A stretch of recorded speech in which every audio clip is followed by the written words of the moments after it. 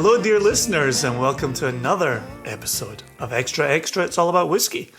I am your host, your guiding light, your man about town. You're a North Star, Jason.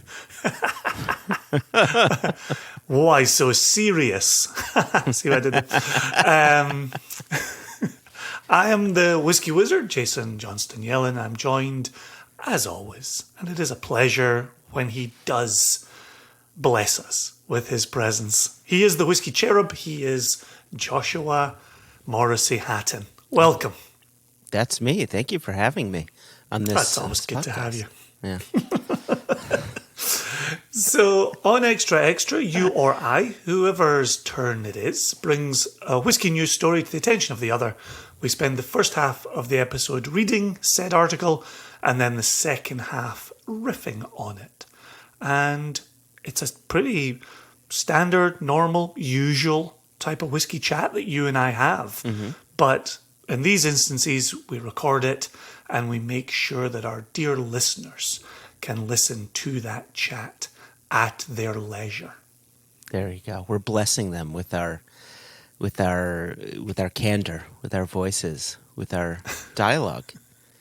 I like your use of candor. That was quite nice. So, you know, we do a yin and a yang thing here where we talk about the down stuff, the tariffs, the exports. Last episode, we even had a wee think about a potential future whiskey law. And so this week, I bring you something that I think is a little bit more upbeat, but it also gives us a chance to talk about the industry, which is really what we're always about here. I'm also going to say, I found this in the Scotsman, which is a national newspaper in Scotland, and once I read through it on the Scotsman, it said an earlier version of this article appeared on our sister site at the Falkirk Herald. And so, credit where credit is due. This week we are pulling an article from the Falkirk Herald. Amazing. Jason, did you ever think that we would be bringing a story from the Falkirk Herald to Extra Extra? I didn't. I really didn't. But I'm really happy that we are. And so this one, there's a personal connection for me on this one. About 18 months ago, I had driven through to Falkirk to see the wonderful Ali Walker when he was opening up, a new office for himself with Infrequent Flyers, his independent bottling company. Yeah. And before he and I went out for some dinner, as a lot of gentlemen say to me in the industry, he said, "Let me show you something." And the deal was we had to jump in his car, which, not a problem. So we jumped in his car and we drove across Falkirk. And we actually drove by some of the final buildings of the Rosebank Distillery that haven't come down yet. Oh, interesting. And then saw a little bit of not quite a new build, but an area where there would eventually be a new build, right? Yep. And so that was really fun. That was a cool little thing. Saw the little canal that famously ran alongside the Rosebank site. Yeah, sure. And then he said, "Let me show you something else." And at that point, we're off to such a good start. I can hardly say no. Yeah. And so we continued on in the car. And he drove me over to the Falkirk Distillery Company. And that's a great face. I'm glad you're making that face. Yeah. Brilliant. Okay. Brilliant. Say what now? And so we drove in, and it sits on a very large parcel of land. And beautiful building, but nothing was happening. And as of 18 months ago, Ali had said to me, this has been on the go since around 2010. And no one really knows what state the project is at. Oh, wow. It's just kind of stalled. It was just a sign, or was there... No, there were buildings. There were buildings, structure in buildings place. had been built. There were windows. Yeah. Some parts were boarded up. Some parts were, fresh glass. Okay. Not even boarded up.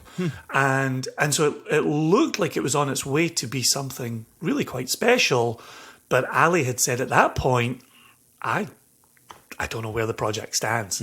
So when I then, in preparation for this episode, came upon the Scotsman article, which led me back to the Falkirk Herald article, I'm very pleased to say the headline is Dream and Dram Come True with First Single Malt at Falkirk Distillery. Wow. Okay. Subheading, a decade-long wait for Falkirk Distillery Company to start distilling single malt whiskey is finally over. The article is written by Jonathan Riley, and it was published online Friday, 19th of February of this year. Yeah. But if you listen carefully in the article, you're going to find out a little bit more information. So Jonathan, in his article, says the firm... I'm going to find out that he actually wrote this story 10 years ago and just had to wait. He's had it in his top drawer. Wait a second. You didn't tell me that you had a whiskey. I need to pour a whiskey. Oh, actually, it's a whiskey that I poured last night that I didn't finish because I fell asleep reading my book. Okay. And so it was capped, and now I'm just kind of finishing the dregs. Okay. So, Jonathan writes, the firm first received planning permission to build its premises in Grand Sable Road, Polmont, in 2010. Polmont just being a region of Falkirk, an area within Falkirk. Thank you.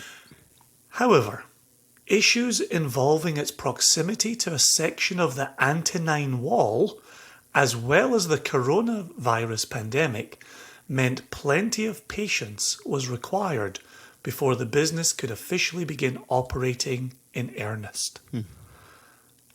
You're familiar with the Antonine Wall?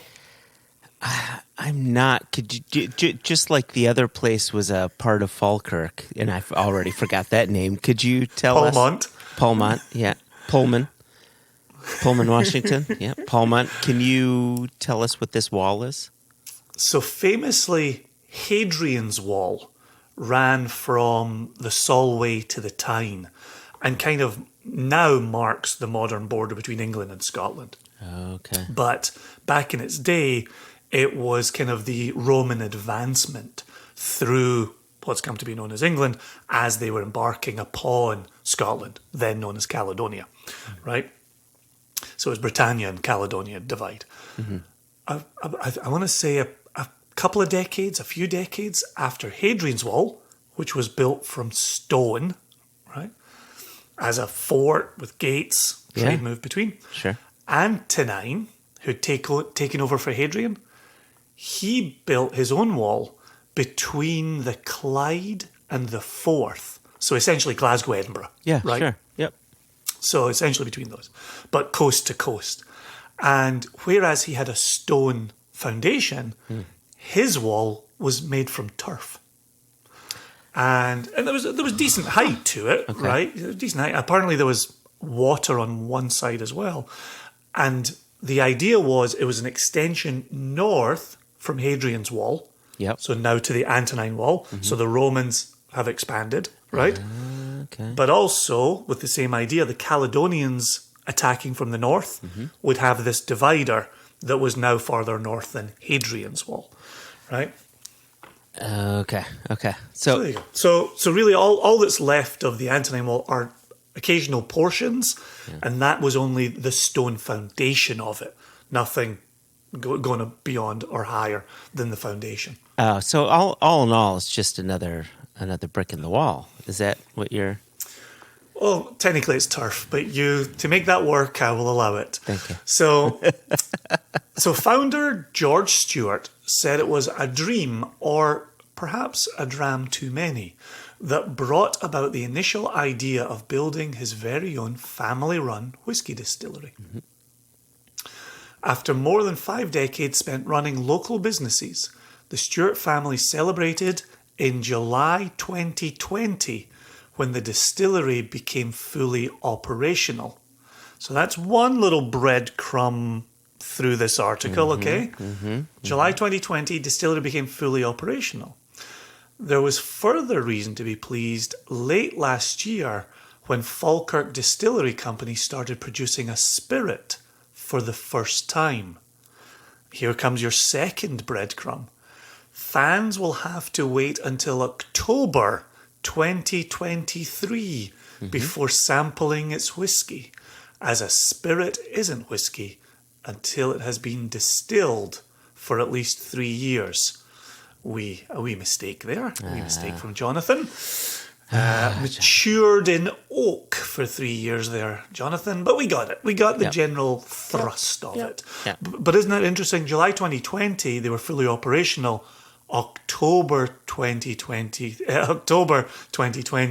they laid down that first spirit that would begin maturing for 3 years. Yeah, I caught that 3 month. There's a 3 month break there. Right. Yeah, testing the system, getting your wood lined up, getting your warehouse complete. Yeah, so, there's a lot to be done in those 3 months.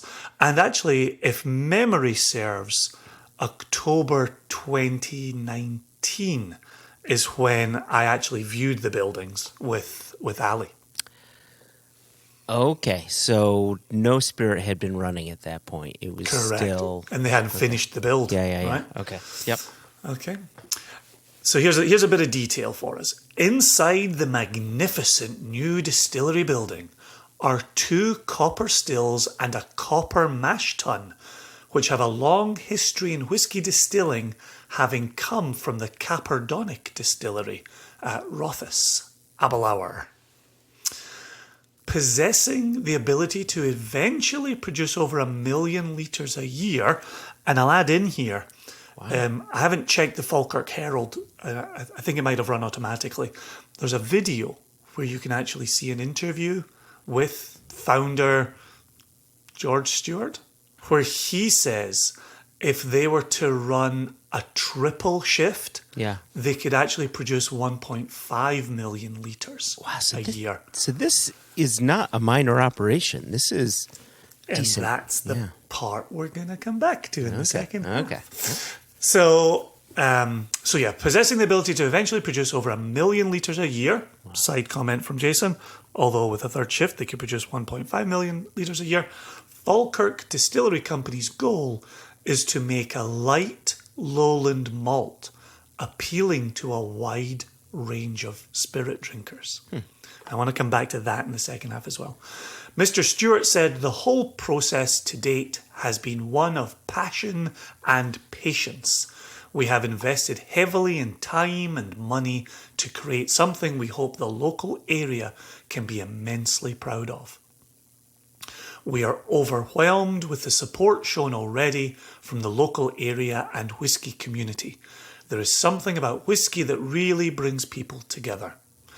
Our expectations are that over 80,000 visitors will come through the doors here every year, and that has to be a boost for the local community. And then he added, furthermore, once fully operational with tours and our restaurant running, we will require well over 60 staff members. Wow. Okay. Right? Very busy. Busy place. And it's set up, just like you and I have talked about previously with somewhere like Annandale, which is set up to receive bus parties, coach parties, coaches and buses of tourists. That's what I'm saying. This Falkirk distillery is set on a parcel of land that will allow them the space for buses to come through as well. That's how you hit those types of high numbers. So then Jonathan, the journalist here, continues, whisky lovers can now sign up to be a founding member of the distillery, and for those who wish to invest further, there's an option to own your own cask in either a first fill bourbon or a sherry hogshead. Distillery manager Graham Brown, formerly of Distell and who spent time with both Deanston and Tobermory distilleries, is overseeing production and admits something special lies in wait.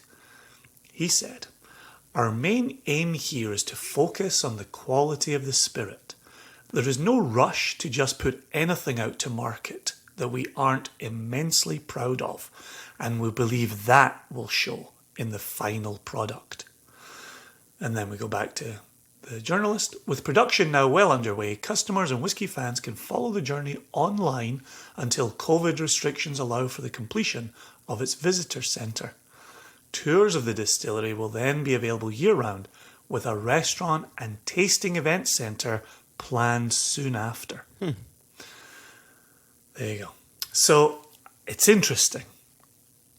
When Ali and I were there and we saw the bones of this, it wasn't clear what was happening inside just yet. It's interesting, in a response to a pandemic, they've gone ahead and completed the production side of the business, but not completed the restaurant, which they wouldn't be able to run during this pandemic anyway, nor complete the visitor centre portion of things, which they wouldn't have open during this pandemic anyway. But they've started laying down casks, and now they've started selling these casks as well. So I think that's done a lovely job of kind of framing what I saw with Ali into the article, into what comes next for the distillery. So let's wrap up our first part here, and we'll come back and have a wee chat about this after these musical notes.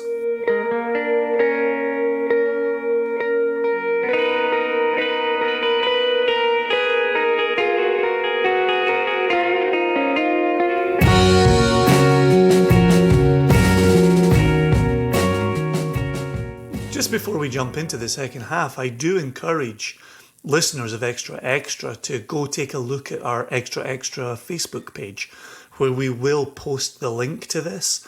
Go forth, watch the video. There's actually a nice little bit of additional information shared by founder George Stewart that didn't make it into the article. And there's some nice outdoor drone footage, as we've now become accustomed to. And then there's some nice shots inside the production area as well. And you can see those stills that have come in from Capardonnach. Beautiful. Beautiful. So with that said, Joshua, last week we were starting to talk about the potential for a whisky loch, the changing landscape that's occurred over the last 10 years. It's so interesting to me that here we see a project that had its starting point in 2010, the same year you and I had the conversation about launching our company. And then we moved on it and got the wheels rolling in 2011. Here they've gone through this 10-year process, stops and starts.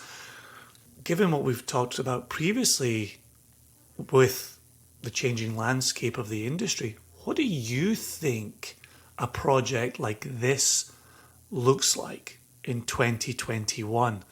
A Lowland style spirit, 1 million litres annually. Well, the timing is interesting because as we've now heard, they started building this 10 years ago, right? Now 11 years ago. So I think had you asked me 10 or 11 years ago, A, your question would have been a bit different, and B, well, just we wouldn't be having this conversation, would we? Correct. Right? Correct. Right? Obviously, I wish them nothing but success. I do have a concern, and as do you, and as do others in the industry, that we're going to see things starting to slow down a little bit, right? Maybe some taps get shut off. Maybe they just start trickling out instead of pouring out. And so that has me concerned. The other part of this that has me concerned, not just for this distillery, but for other distilleries, but for this distillery specifically, is with them being able to put out 1 million liters of spirit per year, I would say in order to keep lights on, in order to keep people employed, you need to be producing enough spirit to go into blend. There's no distillery I can think of that's going to come out the gate just filling nothing but single malt. That they're going to have to start selling some of this all off for blend. And we're seeing blends go down in popularity, now to the tune of 88 to around 90% of the overall whiskey sales, when traditionally it was around 95%. So this, I think they're going to be in a rough spot. Let me add one last thing.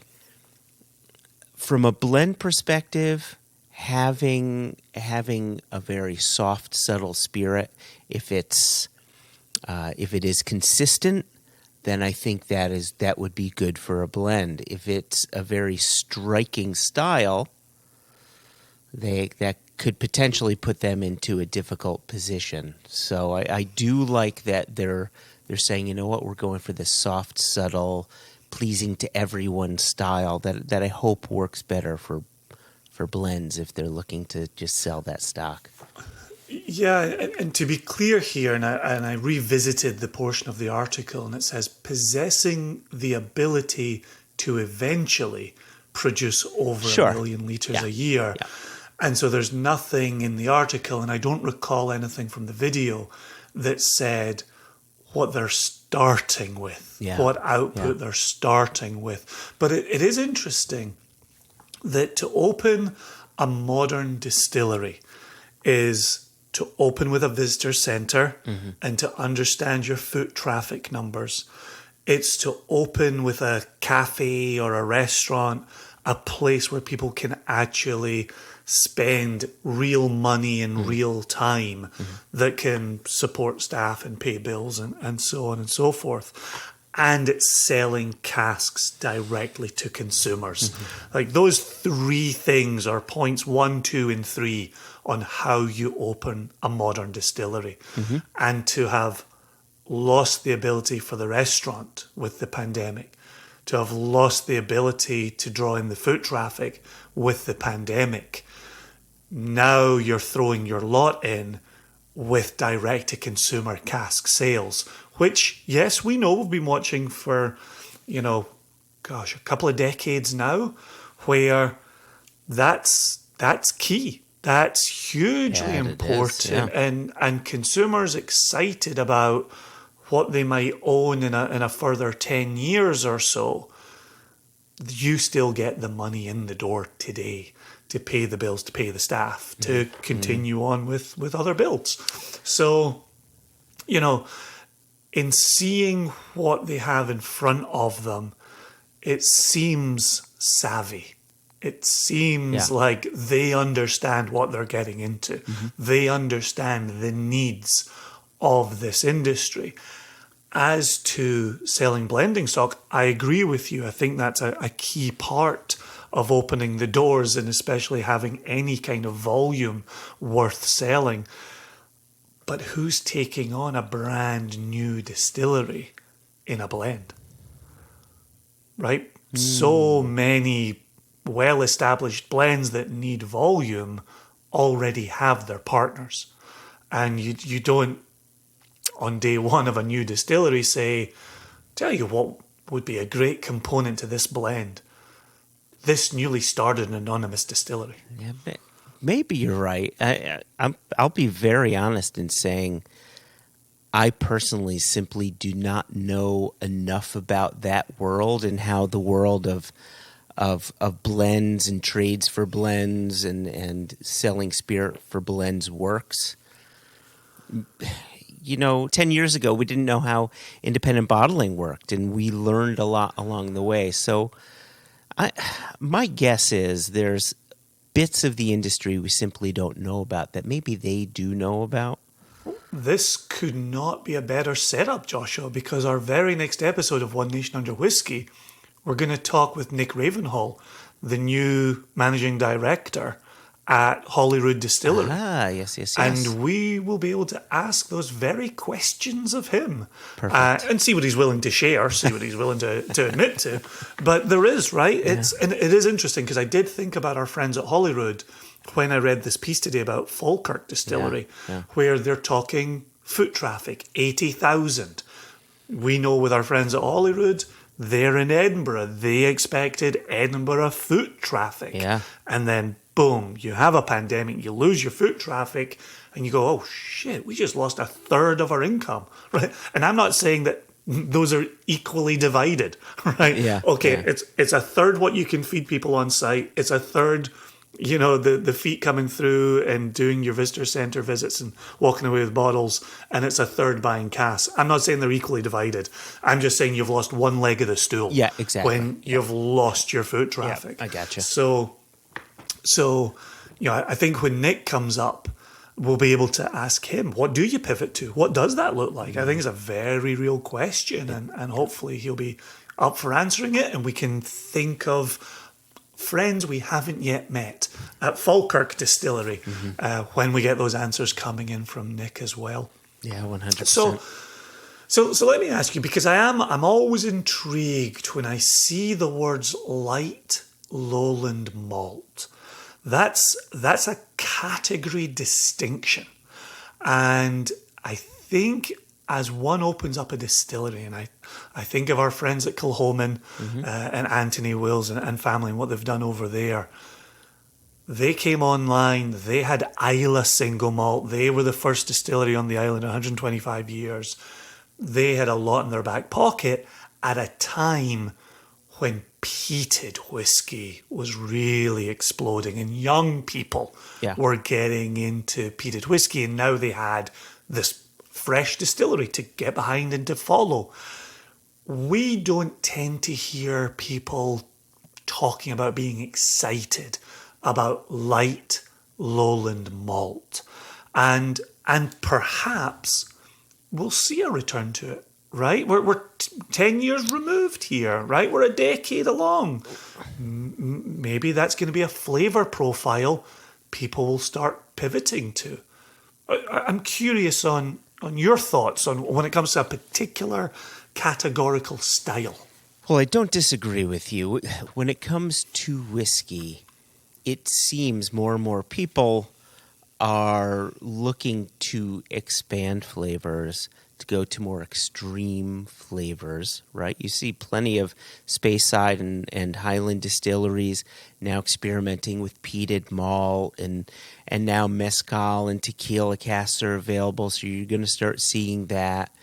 You've got even Irish distilleries, you know. That's the one that I've been thinking of, is the rise of Irish. Right. You've got a bunch of Irish distilleries popping up, looking to do single malt, now playing with stout casks and IPA casks. You know, there's a lot of experimentation happening. And as you were reading the article and as you were setting up the question, the implication seemed to be, is there really a cry for a delicate, soft style, given what how we've seen whiskey evolve?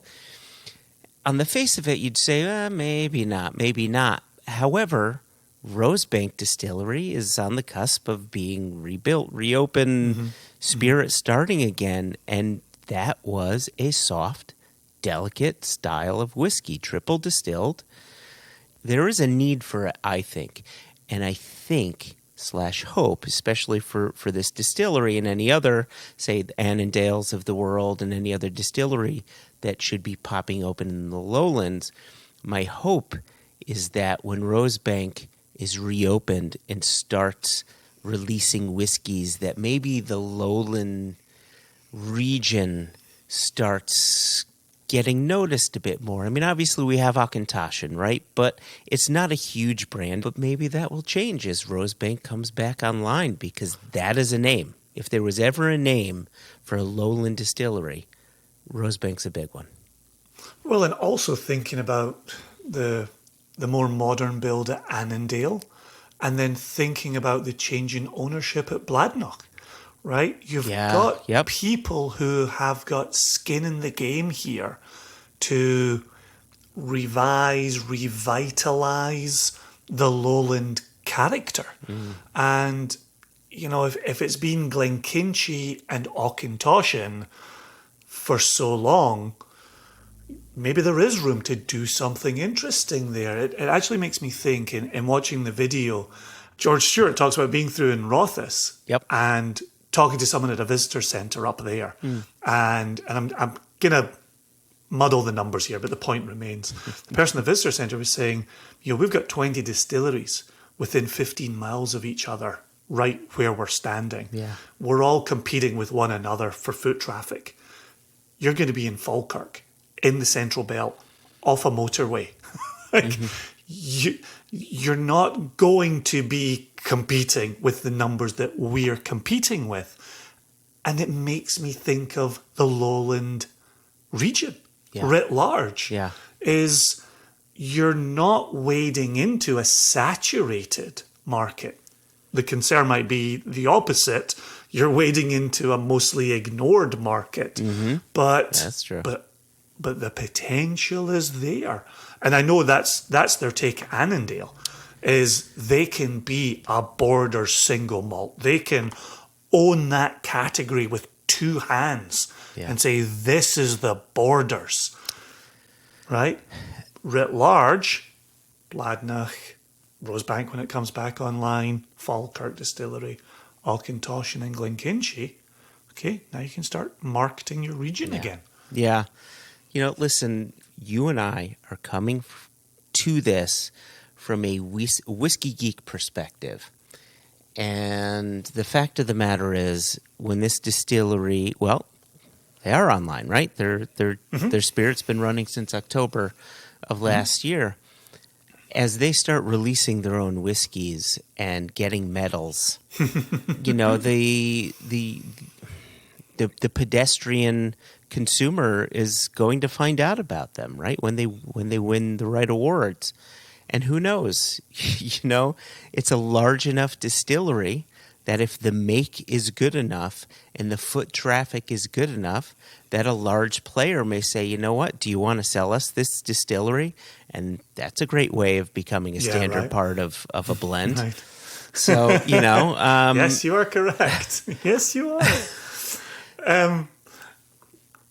It echoes a point I was going to get out of here on, which is when you've taken the time to step foot inside a distillery, that distillery means more to you than if you'd only read about it or seen it online in passing. 100%. Yep. And if you can translate some of those 80,000 pairs of feet into supporters and ambassadors for your distillery, you'll generate a following real quick and I think that's another peek into the future for them as well. Brilliant. I love these conversations. I know that a new distillery, laying down new make isn't necessarily breaking news, but the types of conversations you and I have about who's now opening their doors, what are they producing, and who are they going to be selling to, it just fascinates me. I love having that conversation. Well, and I liked you bringing a positive story. And obviously we have to, also throw a little bit of realism on here and a little bit of trepidation, but all in all, it's hopeful. And I wish nothing but George Stewart and the rest of the team luck. I hope that we'll be able to visit the distillery, maybe meet with them sometime and taste their spirit. Always. Yep. Brilliant, man. If any of our dear listeners want to get in contact, drop us an email, questions@onenationunderwhiskey.com. Never, ever, and forever an E in whiskey. But we'd love to hear from you. And until next time, dear listeners, Whiskey Cherub, this is the Whiskey Wizard bidding you all fond farewell. Whiskey Cherub does the very same. Cheerio.